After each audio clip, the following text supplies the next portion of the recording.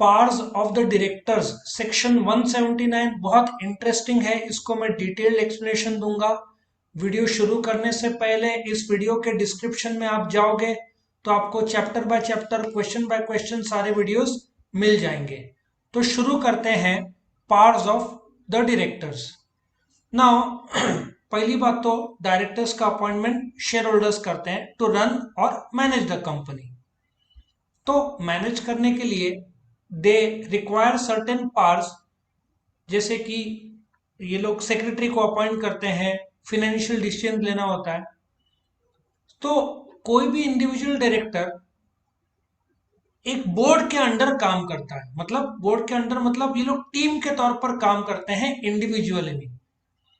उसको जो फैसला लेने का अधिकार दिया है, फॉर एग्जाम्पल 50 लाख तक खरीदी तू कर सकता है या 50 लाख तक का बेच सकता है इस प्राइस में, ऊपर का प्राइस रहेगा तो एग्जिस्टिंग डायरेक्टर्स को पूछना पड़ेगा।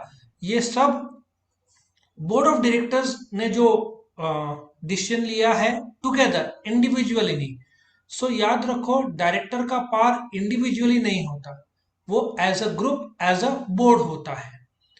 इसके बाद board cannot exercise the powers which are required to be exercised by the shareholders in the general meeting as given to them by the act, memorandum and articles। मैं एक example लेता हूं। अभी जो डिविडेंड है, कंपनी एक share holder ने 40,000 रुपया या 1 लाख रुपया कंपनी को दिया, जिसका इस्तेमाल करके कंपनी ने 45,000 रुपीज का प्रॉफिट किया। उस प्रॉफिट का एक हिस्सा शेयर होल्डर को रिटर्न्स में दिया जाएगा in the form of dividend, ठीक है ना, से 25,000। अभी ये जो 25,000 रकम है, जो कि 25% होता है ऑफ 1 लाख, ये डायरेक्टर्स रेकमेंड करते हैं। सो डिविडेंड का कायदा क्या है कि मैं शॉर्ट में लिखूंगा, board of directors board meeting में ये परसेंटेज तय करते हैं 25%, ठीक है ना। 25% ऑफ शेयर कैपिटल, मतलब 1 लाख जो है उसका 25% होगा 25,000। ये डिविडेंड ये डायरेक्टर्स रेकमेंड करते हैं, लेकिन ये बोर्ड ऑफ डायरेक्टर्स ने जो डिविडेंड रेकमेंड किया है, माउस से लिख रहा हूं इसलिए हैंडराइटिंग बड़ा अजीब आ रहा है। सो डायरेक्टर्स ने जो डिविडेंड रेकमेंड किया है 25% अमाउंट के तौर पर 25,000, ये फाइनल नहीं है। जैसे कि आपको लर्निंग लाइसेंस के बाद परमानेंट लाइसेंस लेना ही पड़ता है। सो बोर्ड मीटिंग के बाद में एनुअल जनरल मीटिंग बुलाया जाएगा। एनुअल जनरल मीटिंग बुलाया जाएगा जिसमें शेयर होल्डर्स आएंगे, मेंबर्स जो है शेयर होल्डर्स और मेंबर्स आएंगे, वो ये 25,000 का जो डिविडेंड को कंफर्म करेंगे, डिक्लेयर करेंगे। इसका मतलब यह है कि मेरा डिक्लेरेशन कि डिविडेंड का डिक्लेरेशन बोर्ड ऑफ डायरेक्टर्स नहीं कर सकते हैं, वो सिर्फ रेकमेंड कर सकते हैं कि भाई 25% डिविडेंड हमने सोचा है। इसका डिक्लेरेशन, इसका कंफर्मेशन शेयर होल्डर्स करते हैं in the annual general meeting, correct. So I hope you understand. जो कि डिविडेंड होता है, उसका जो ताकत है वो शेयर होल्डर्स के ही पास है। बोर्ड ऑफ डायरेक्टर्स के पास ताकत है सिर्फ रेकमेंड करने का कि भाई 25% हमने सोचा है। Share holders annual general meeting में ये 25% को 20% या 0 कर सकते हैं, पर बढ़ा नहीं सकते। मतलब शेयर होल्डर्स के को डिसाइड करना है कि ये 25% एग्री है या नहीं है। नहीं एग्री है तो कम कर सकते हैं, बढ़ा नहीं सकते। मतलब बोलने का तात्पर्य है कि जो चीज मेमोरेंडम, आर्टिकल्स और शेयर होल्डर्स के पास है डिसीजन, वो डायरेक्टर्स फैसला नहीं ले सकते हैं। वो उनका ताकत सिर्फ रेकमेंड करने का है, डिविडेंड डिक्लेरेशन करने का नहीं है। तीसरा, the exercise of powers by the board is subject to the provision of the act, memorandum and articles. अच्छा, आर्टिकल ऑफ एसोसिएशन ने बोला है कि डायरेक्टर 1 करोड़ रुपए तक कर्जा बिना शेयर होल्डर के परमिशन के कंपनी के हित में या कंपनी के फायदे में ले सकते हैं। आर्टिकल्स ने दायरा कितने का किया? 1 करोड़ का। यदि 2 करोड़ रहेगा तो सीधा 1 करोड़ के ऊपर जो भी रकम रहेगा तो डायरेक्टर्स को शेयर होल्डर से परमिशन लेना होगा। तो उनका जो ताकत है डायरेक्टर्स का, जैसे आप रूम में 4 दीवारी है, वो 4 दीवारी 1 करोड़ का है, वो 10 लाख 20 लाख 50 लाख करोड़ तक बिंदास फैसला ले, रूम के अंदर कितना भी घूमे 1 करोड़ के अंदर। बट द मोमेंट रूम बड़ा करना है, 1 करोड़ का 2 करोड़ करना है, तो वो लोग का दायरा 1 करोड़ का ही है, तो उनको एक्स्ट्राऑर्डिनरी जनरल मीटिंग बुला के शेयर होल्डर से परमिशन लेना पड़ेगा। शेयर होल्डर ने माना तो ये कर्जा लिया जाएगा, वरना ये कर्जा लिया नहीं जाएगा, क्योंकि आर्टिकल ऑफ एसोसिएशन ने दायरा रखा है। आई होप सबको समझ में आ रहा है कि ये कैसे काम होता है डायरेक्टर्स का। सो डायरेक्टर्स के पास जो ताकत है वो कंपनीज एक्ट ने दिया है। मेमोरेंडम आर्टिकल और शेयर होल्डर्स के दायरे में उनको काम करना पड़ेगा, उसके बाहर नहीं। और जो ताकत है बोर्ड ऑफ डायरेक्टर्स का, सपोजिटली कर्जा लेना है 1 करोड़, 1 करोड़ के लिए उनको शेयर होल्डर से पूछने की कोई जरूरत नहीं है। पहले तो बोर्ड मीटिंग बुलाया जाएगा। बोर्ड मीटिंग क्या है?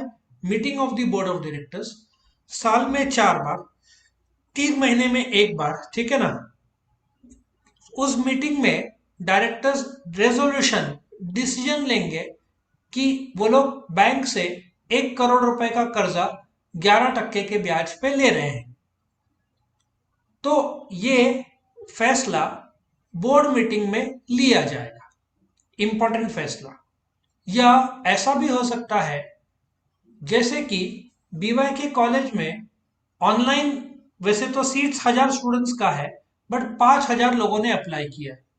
तो बीवाईके कॉलेज एक कमिटी का गठन करेगा जो बोलेगा, जिनका पास 98% 95% मेरिट लिस्ट तैयार होता है ना 1000 स्टूडेंट का, तो बीवाईके कॉलेज एक कमिटी बनाता है जो मेरिट लिस्ट तैयार करता है। उसी प्रकार से एक कंपनी को ने शेयर्स बाजार में लाए, 1000 शेयर्स अप्लाई किए, लोगों ने 5000 शेयर्स का पैसा दिया। अब कायदा यह है कि आप 5 के 5000 शेयर को नहीं दे सकते शेयर्स, 4000 लोग को मना करना पड़ेगा कि भाई 1000 ही शेयर चाहिए था, 4000 लोग नहीं दे सकते, माफी।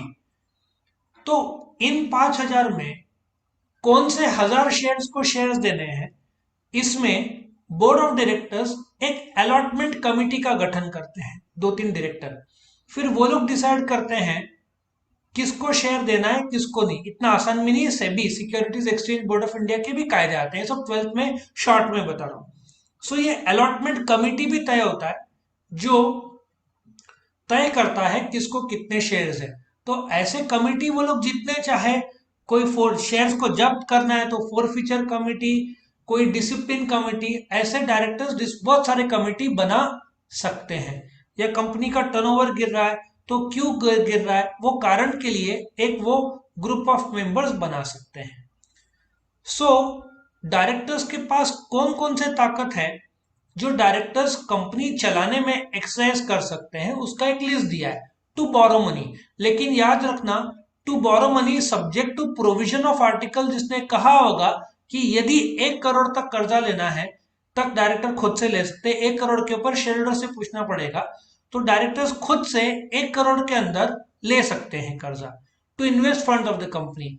अब कंपनी को प्रॉफिट आया है, कंपनी एक और प्लांट डालना चाहते हैं, या उसको कहीं निवेश करना चाहते हैं, एक और फैक्ट्री डालना चाहते हैं, या कोई मशीनरी खरीदना चाहते हैं, ये इन्वेस्टमेंट का हक अगेन आर्टिकल्स एक लिमिट दे सकता है कि तुम 50 लाख तक कहीं पे भी पैसा लगाओ, उसको शेयर होल्डर की परमिशन की जरूरत नहीं है। तो 50 लाख तक वो लोग कंपनी का पैसा कहीं पे भी निवेश कर सकते हैं। लेकिन अल्टीमेटली लॉस हुआ तो शेयर होल्डर को जवाब देना पड़ेगा क्यों उन लोगों ने गलत जगह इन्वेस्ट किया, है ना।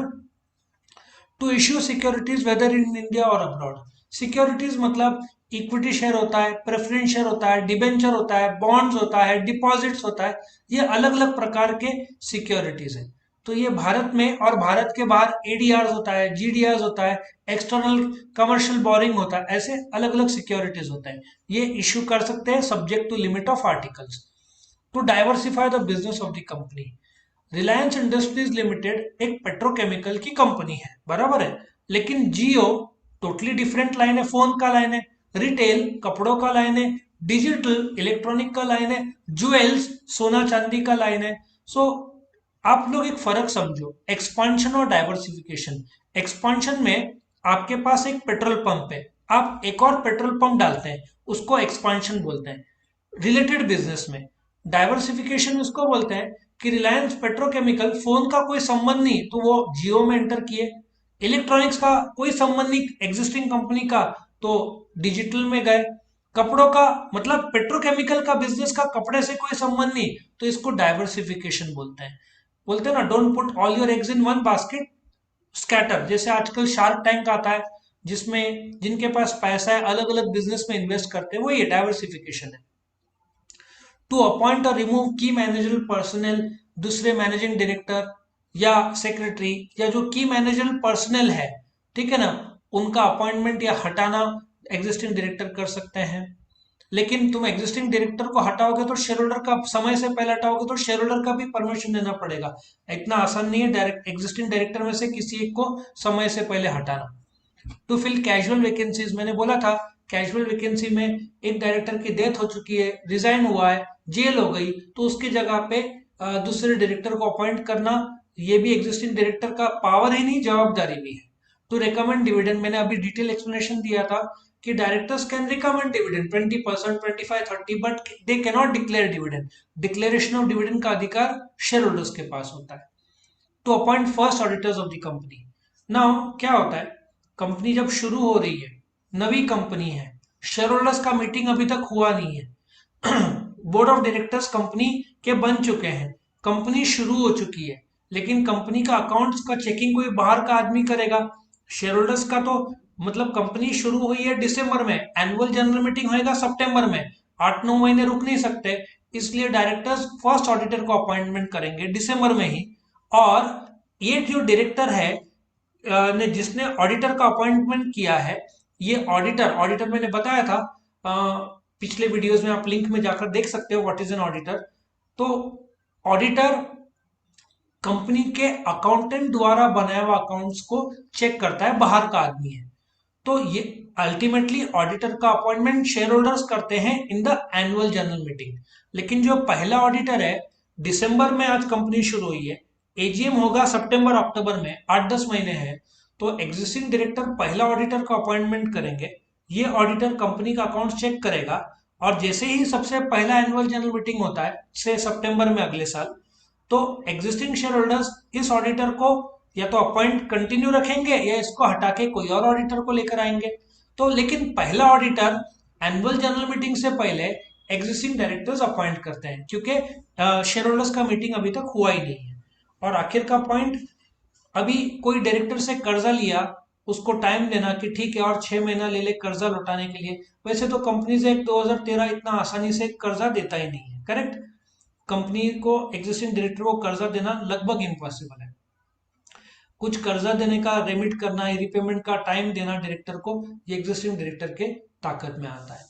इस प्रकार से ये पावर्स ऑफ डायरेक्टर्स था जो डिटेल में मैंने बताया। वीडियो पसंद आया तो जरूर लाइक करना, चैनल को सब्सक्राइब करना, फ्रेंड्स के साथ वीडियो शेयर करना। और भी वीडियोस देखने हैं तो chapter by chapter, question by question आपको सारे वीडियोस इस वीडियो के डिस्क्रिप्शन के लिंक को क्लिक करोगे तो आपको मिल जाएंगे। Thank you for watching.